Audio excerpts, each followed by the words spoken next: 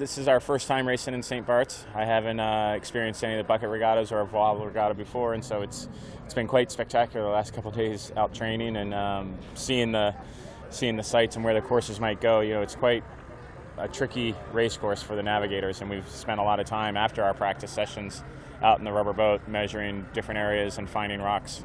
And we sailed across a rock yesterday, or 2 days ago, that was charted in 120 meters of water.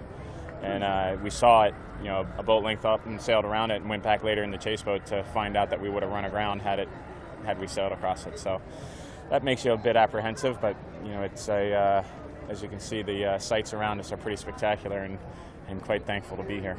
You know, last year at the Maxi Worlds, we ended up, our worst race really was the first race, which was a coastal race, and our coastal racing at that event was just so from a boat handling and a tactical perspective and just the big picture. So we've been working really on focusing towards that event as our big event for the season, and using regattas like this, which are great, you know, short races, 30-mile races that you have a lot of sail handling and a lot of sail changes and a lot of things for the team to think through to use as practice. So for us, it's a great event to participate in, but it also is working towards the long game for our season. Well, looking at the scratch sheet, you know, Rambler George's team will be quite good and quite difficult to beat, and then we have Caralia, who is a 68-footer, a Mills 68 that we also race against in the mini maxis.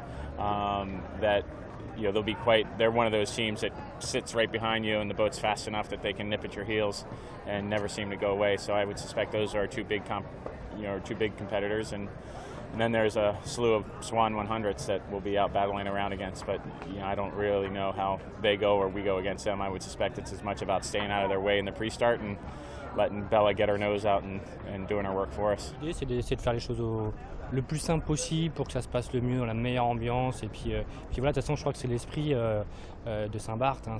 On s'amuse, on s'éclate, et quoi qu'il se passe, le soir, on relâche et puis on s'amuse, quoi, on profite. Le cadre, déjà, il est idyllique. Après le plateau, il y a quand même des superbes bateaux. Je crois que l'événement commence à attirer de plus en plus de monde. Moi, c'est la première fois que je viens, mais écoute, pour l'instant, ça donne envie de revenir.